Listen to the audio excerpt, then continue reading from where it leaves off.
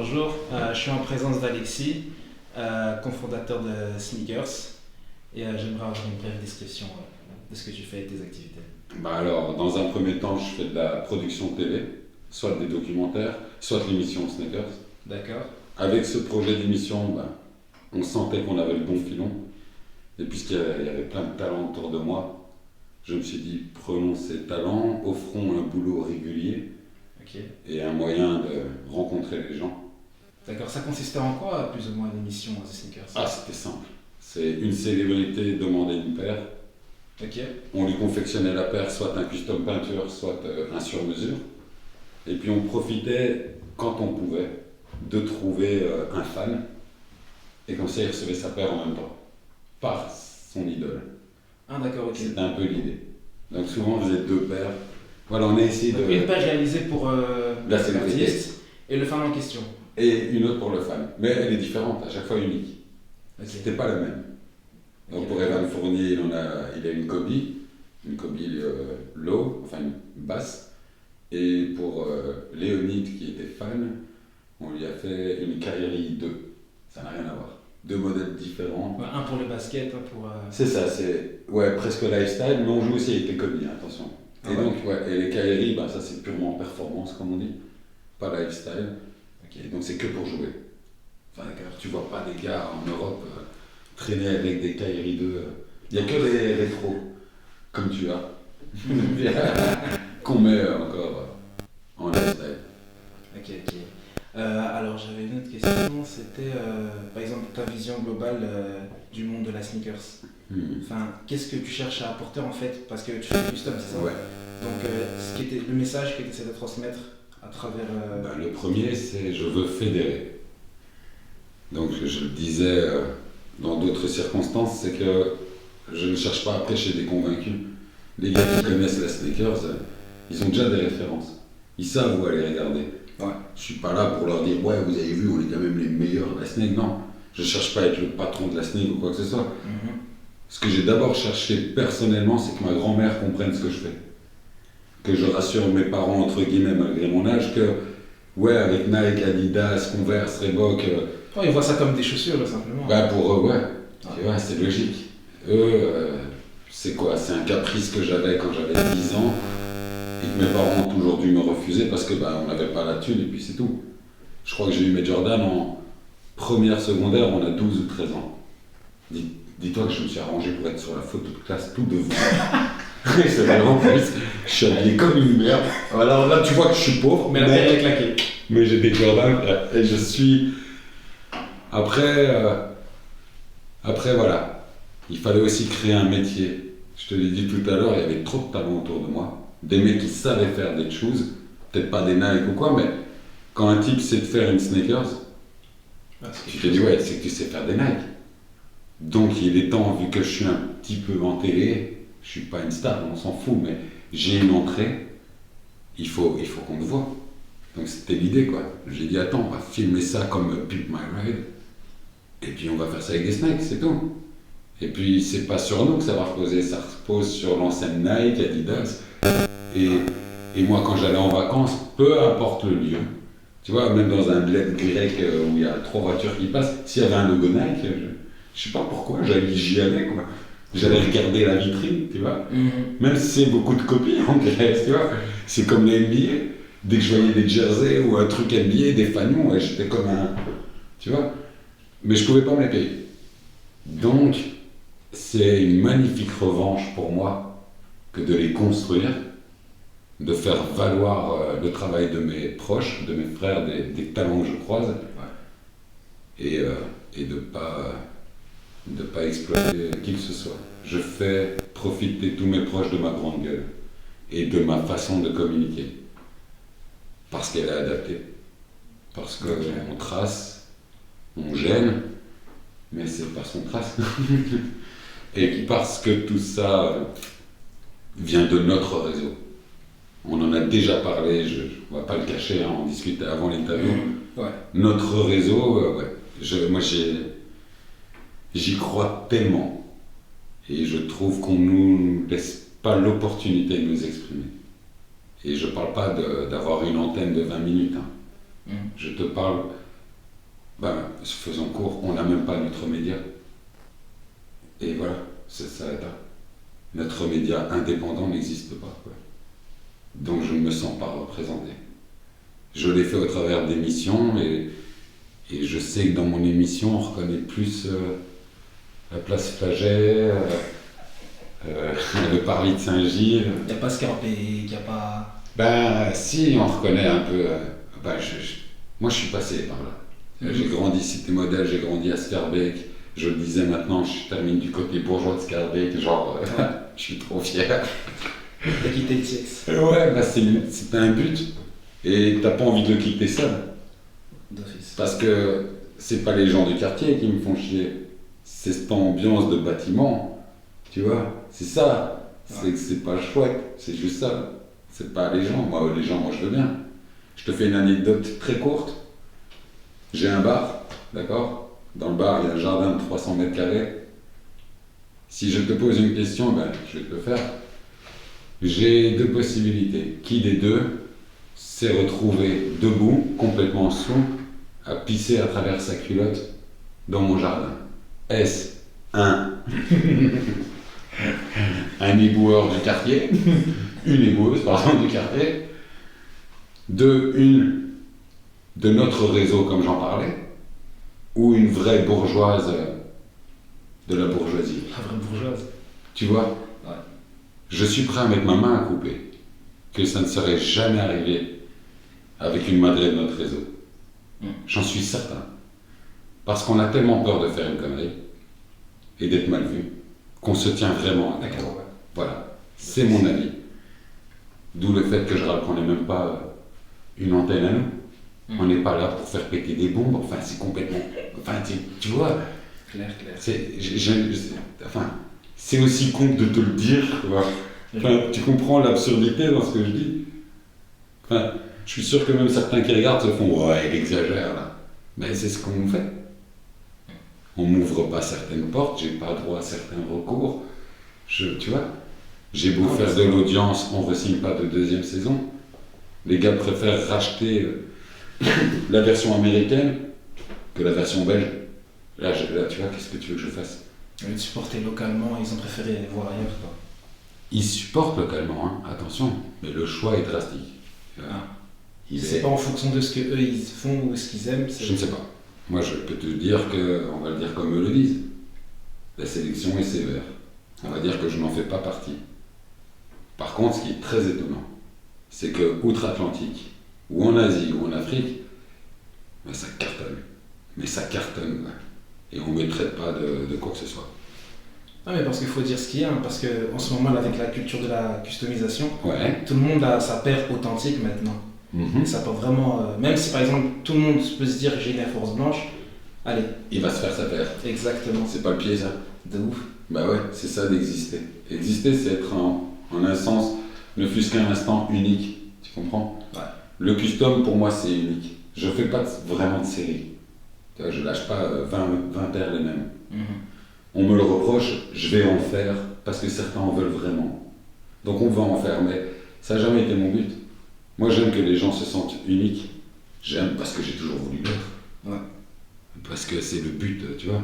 Et voilà, chaque talent dans mon équipe, je fais pas ce qu'ils font. Chacun sa place, comme dans un braquage, tu vois.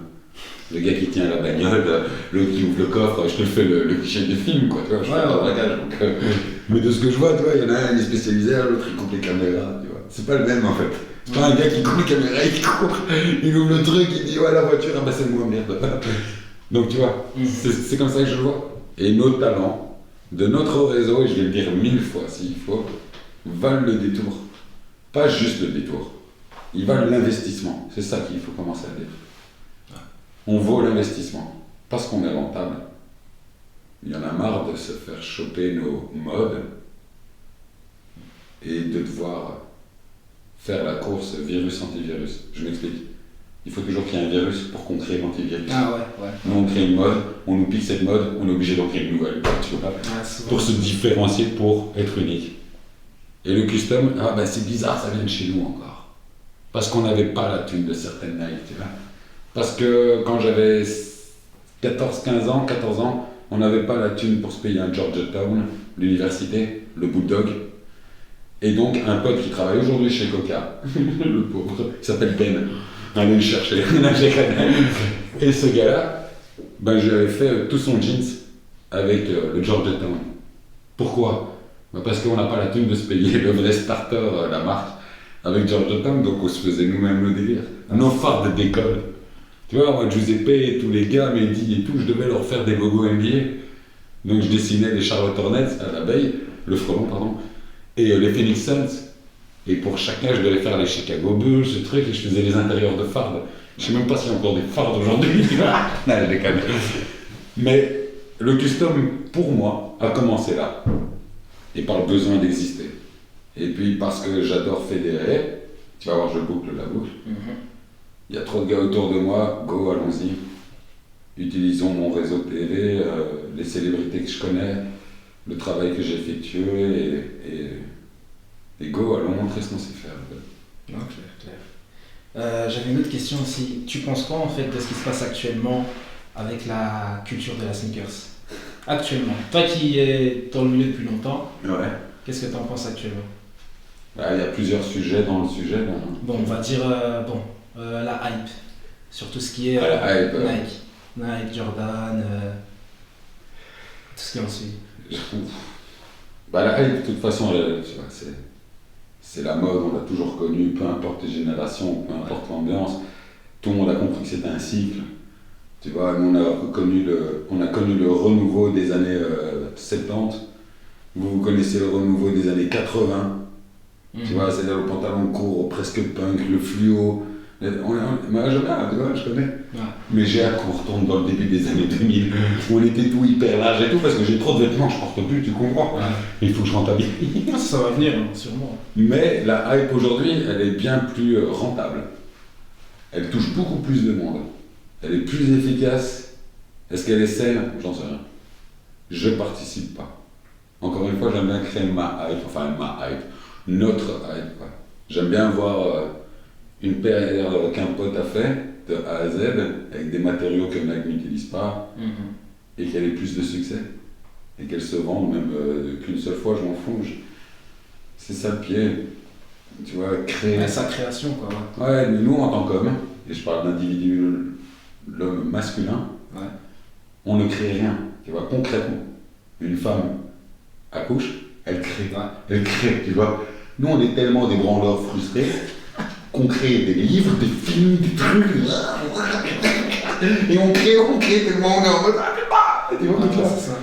peut-être que c'est notre pire frustration, j'en sais rien en fait. Je te dis ça maintenant comme ça, je réfléchis tout haut, mais ouais, créer en art, c'est un très bon substitut pour nous, je crois. Et les femmes aussi, peu importe. Mais pour nous en tant qu'hommes et tout ça, ouais. Et tu verras qu'il y a beaucoup de mecs en custom. Même en design, couture et tout, c'est incroyable. Et en création de films, de livres, de philosophie, de ce que tu veux, mais ce besoin d'exister, quoi. Ouais, c'est ça. Quand tu crées, pour moi, c'est comme si c'est une extension de ta personnalité aussi. Voilà, parce qu'une femme n'a pas besoin d'expliquer si elle le met au monde, tu vois, et il est là. Est-ce qu'elle a eu un sixième sens? Enfin, je sais pas, j'ai envie de dire, bah oui, parce que, tu vois, un septième, parce qu'il était là, quoi, je veux dire... Ouais, tu vois, c'est complètement fou. Non, okay. Je te dis ça parce que mon fils a 7 mois et que je regarde comment ça évolue, d'où c'est sorti. Tu vois? Et toi, t'es juste frustré, tu fais putain, j'aurais bien voulu, mais si je le dis, les gens vont comprendre pourquoi. Enfin, on va se dire, le gars est taré, mais non, en fait, les gars. Je crois que c'est déjà écrit il y a 2000 ans dans d'autres textes. Et de ça, tu vois, je sais que ça a l'air de partir dans tous les sens, comme sujet, mais de toutes ces micro-frustrations, des choses que j'explique pas, j'ai besoin, moi, perso, avec cette vision, de créer. Et de créer des choses, de créer des émissions, de créer un site, de créer un shop, d'en faire un bar, de créer des liens. Je préfère l'histoire d'un Jimmy Irvine, c'est-à-dire dans Defiant, qui est Netflix. Defiant One. Ouais, merci. Ouais. Avec Dre et Jimmy. Je suis plutôt le Jimmy. Moi, je mets en contact. Il faut pas rater ça, quoi, tu vois. Je suis pas occupé de me dire, bon, je vais faire combien de thunes en mettant lui en contact avec toi. Il faut que je prenne ma commission. Ça, c'est mon défaut. Mais par contre, Il faut que vous vous croisiez, il faut que ça bosse ensemble. T'as besoin d'un type comme lui, il a besoin d'un type comme toi. Exact. Il a sa réputation, t'as la tienne, moi je vous jure, ça va. Alors ça fonctionne souvent. C'est encore de la création, des relations, des trucs. Ouais, mais j'aime, ça fonctionne. Ça fonctionne parce qu'on est bon en fait, tu vois, c'est ça que j'aime. Nos modes sont reprises, nos idées sont reprises, il nous manque les investissements. Tu vois, j'ai rejoint le sujet. Il faut investir en nous. Je ne quémande pas. Je parle à notre réseau là. Je ne demande pas aux gens extérieurs de tout ça. Mais dans notre réseau, les gars réussissent super bien et ils ne savent pas en quoi investir. Donc il faut proposer ces idées. Pour les proposer, ce serait top qu'on ait un média. Pour que le petit reportage du trésor de TF1 s'attarde sur des gars comme nous. Au pire, il faut créer le média. Merci. Ouais. Mais moi j'ai raté le coche quoi. Je dis ça parce que j'ai 38 ans et qu'il y a certaines expériences qui m'ont calmé.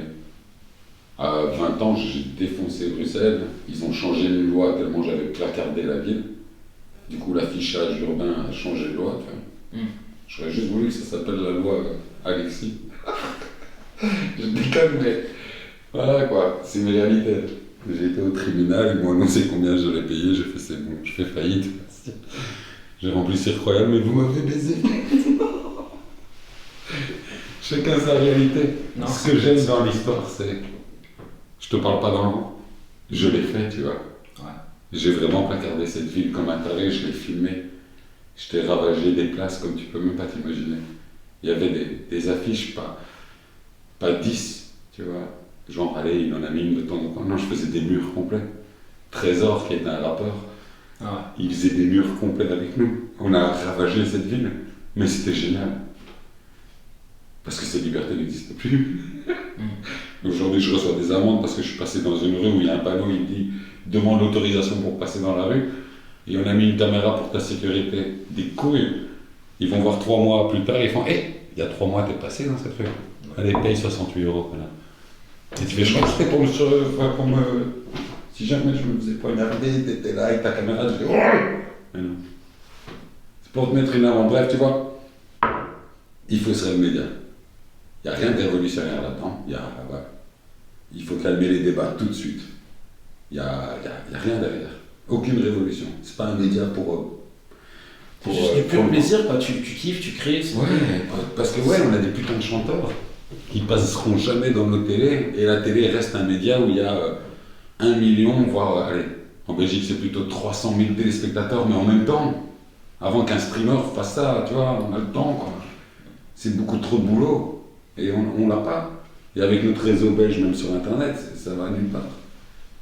Une vidéo belge, elle cartonne quand elle a fait quoi, 50 000 vues. J'exagère, mais c'est une réalité. Non, moi je sais ce que tu veux dire. Nous, on a des vidéos qui font des. Pas moi, le réseau, encore une fois, font des millions de vues. Ouais, elles font toujours pas en télé. Genre, on aurait triché. Mais quand c'est eux, ça cartonne. Ils vendent de la pub dessus et. Ça va vite en plus. Ouais, donc, voilà pourquoi j'ai créé cette émission, voilà pourquoi je me suis lancé là-dedans. Parce qu'il faut faire vivre le réseau et toucher les médias. Ça remplissait les deux. Mais c'est carré. Voilà, et on a une vitrine en rue. Et je ne l'ai pas fait au quartier, je l'ai fait à Uccle. Parce que oui, je veux qu'ils nous voient. Je veux qu'ils comprennent que voilà, il se passe rien, tu sais. Ouais, c'est ça, c'est carré, quoi. Ouais. Non, Et un rebeu, on va dire autrement, un Méditerranéen, un Asiatique, ou un Africain, tu vois, ou un Sud-Américain, qui se retrouve dans une belle merco, c'est pas forcément un joueur de foot, un dealer de drogue, ou un agent de joueur de foot, ou un rappeur.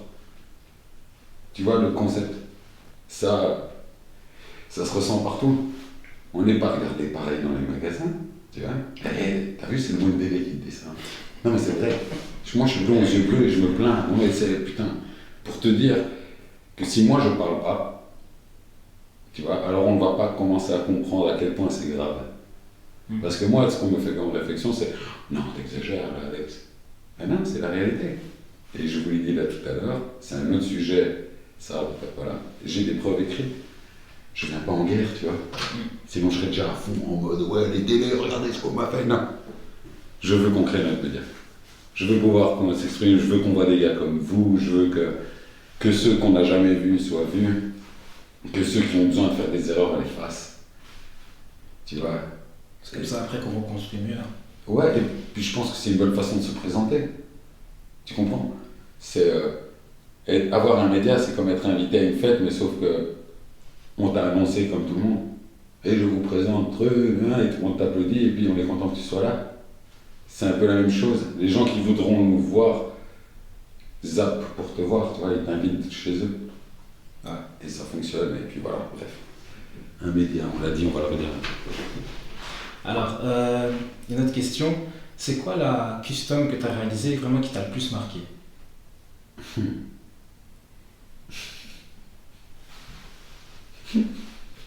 Une bonne question. Elles ont toute une histoire. Je te l'ai dit tout à l'heure, elles sont toutes uniques. J'essaie de répondre brièvement. Ouais.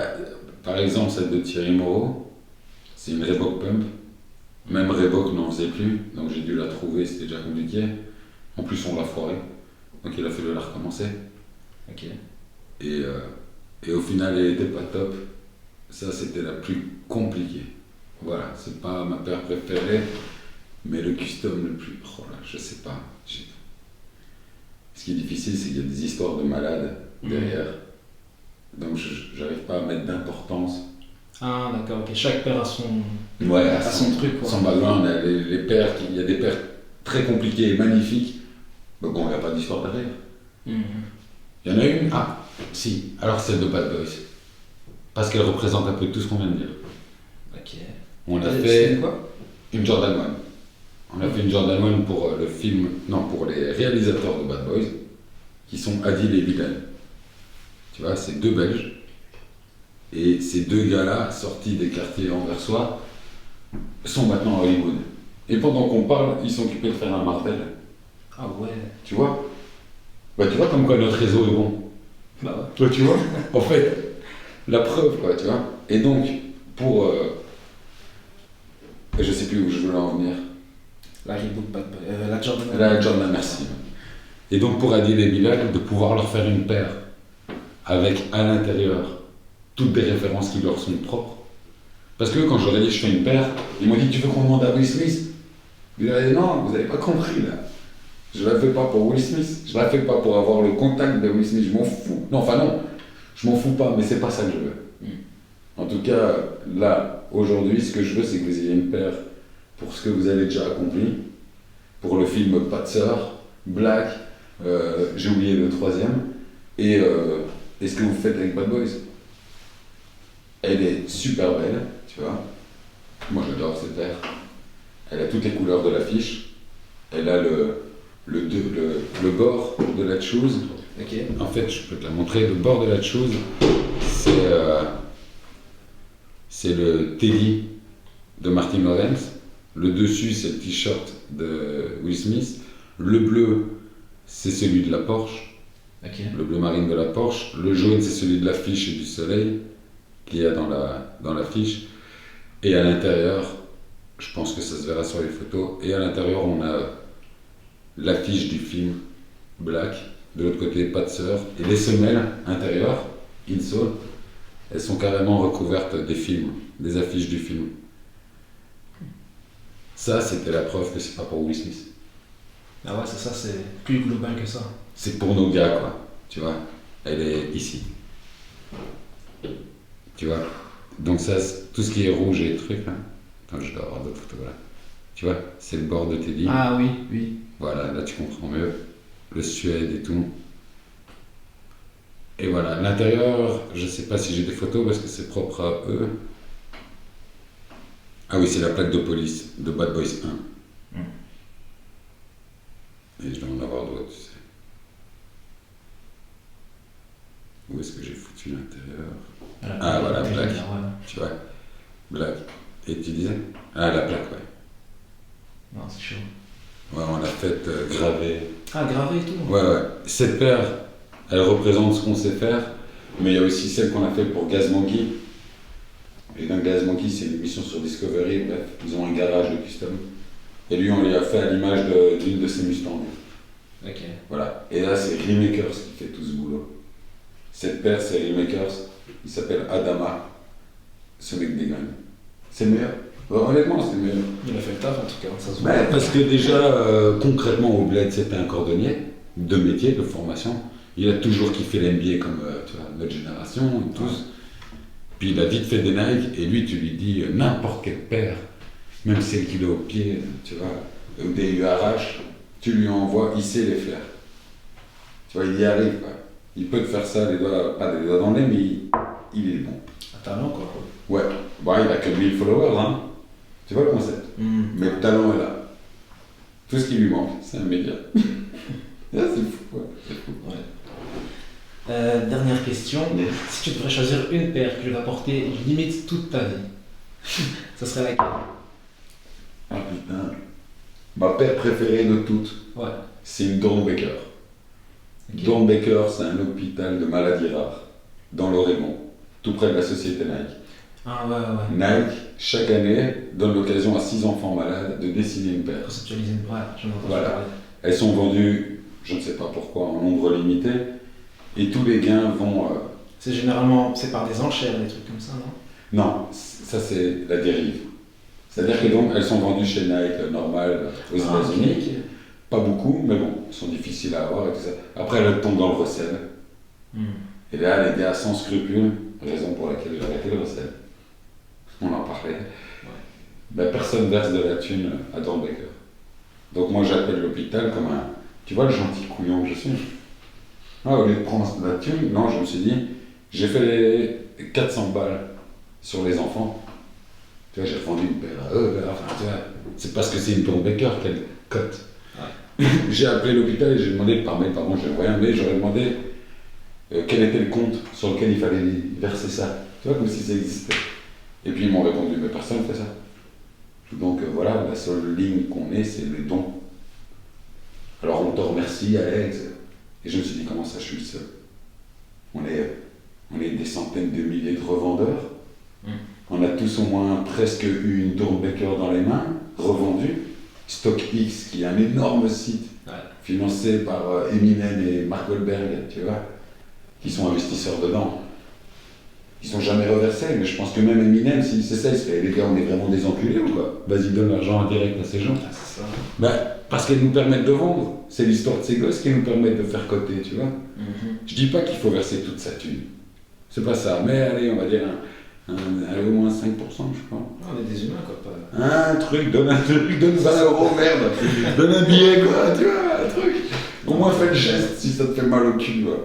Mais c'est pas bien de vendre ces paires-là. Donc voilà, je me suis retiré. Et le décès de 2 personnes m'ont calmé, voilà. Okay. C'est pas le décès qui m'a calmé, c'est la réaction du Sneakers Game. Il y a toute cette communauté-là. Ouais, qui m'a calmé. Parce que toi, c'est des proches. Toi, t'as les parents en ligne, en pleurs, tu comprends? T'as ces gens qui se disent, il a cette collection, il t'aimait, on aimerait que ce soit toi, tu vois? Et puis en fait, t'es niqué. Parce que... J'espère que ce sont des amis qui ont tout repris, mais il y a des rapaces, quoi, tu vois? Ah ouais, Voilà. ok. Et les familles sont appelées, elles m'appellent en mode, voilà, c'est une pure réalité, je sais rien de dire d'autre. Ça m'a calmé. Ouais, c'est malheureux. Je veux bien continuer à faire des dépôts, tu vois, pour que des jeunes puissent vendre et se faire de la thune, tu vois, ça aide. Hein. Mais voilà, je crois que je vais être le seul mur de dépôt où il y aura des règles encore. On va dire Alex, il est chiant. Je vais écrire, si t'as une Dornbecker, pote, moi je vais verser 50 boules de tes euros. Moi je mets 50, tu mets 50, on leur envoie 100, voilà, un peu. Puis le gars fait non, moi je rends pas ma Dornbecker chez Alex. Il doit se justifier pourquoi, parce qu'il voulait donner l'argent à l'hôpital. C'est la raison, voilà. Mais qu'est-ce que j'en pense, voilà. Je suis pas là pour changer le Sneakers Game. Non, je suis là pour que ça se passe bien. Un média, pensez-y, parlez-en à tout le monde. Merci beaucoup. Mais merci à vous les gars, merci de m'avoir reçu comme j'étais. Avec plaisir.